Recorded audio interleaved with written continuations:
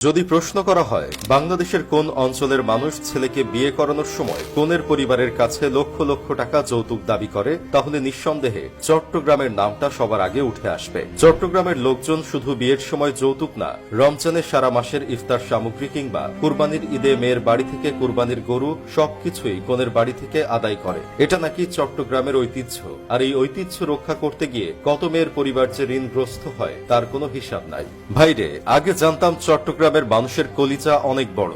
এখন তো দেখছি চট্টগ্রামের লোকজন ছেলেকে বিয়ে করানোর সময় ছেলেকে নিয়ে ব্যবসা করে। জানি তো এখন চট্টগ্রামের লোকজন আমাকে গালাগালি করার জন্য প্রস্তুত হচ্ছেন। দেখেন ভাই, গালাগালি পরে করেন, আগে আপনার আশেপাশে একটু তাকিয়ে দেখেন আমি যা বলছি সেগুলো সত্যি কিনা। 2-3 দিন আগের ঘটনা, চট্টগ্রামের পটিয়ায় রিমা আক্তার নামের এক অনার্স পড়ুয়া মেয়ে যৌতুকের জন্য তার গায়ে হলুদের দিন করেছে। গত রমজানে ব্যাংক কর্মকর্তা মোর্শেদের সঙ্গে রিমার বিয়ের কাবিন হয়। এর আগে মোর্শেদের সাথে রিমার 2 বছরের প্রেমের সম্পর্ক ছিল।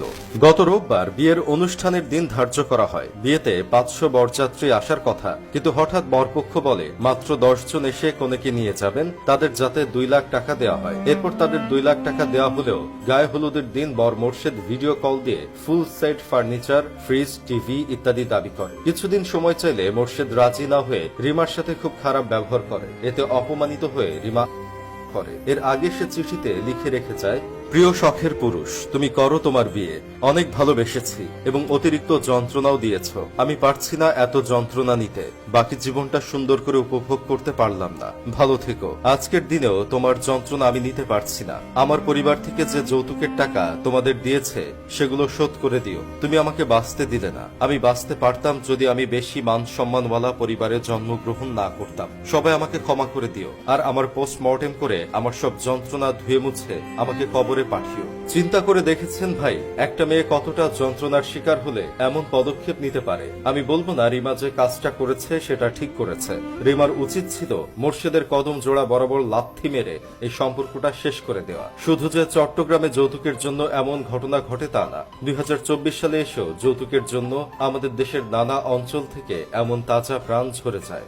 2 দিন আগে আরেকটা নিউজ আমার চোখে পড়েছিল। দিনাজপুরের বীরগঞ্জে বিয়েতে নিজে উপহার না নিয়ে শ্বশুরকে বাইক উপহার দিয়ে দেখিয়েছে জামাই সাবিত হাসান। এই নিউজটা দেখার পর সত্যিই খুব ভালো লেগেছিল। সমাজের ঐতিহ্য তো এমন হওয়া উচিত, যেখানে ছেলে পক্ষ যৌতুক নিবে না, উল্টো মেয়ে পক্ষকে উপহার দিবে, কারণ জন্মের পর থেকে তার স্ত্রীকে আদর ভালোবাসা দিয়ে আগলে রাখার জন্য।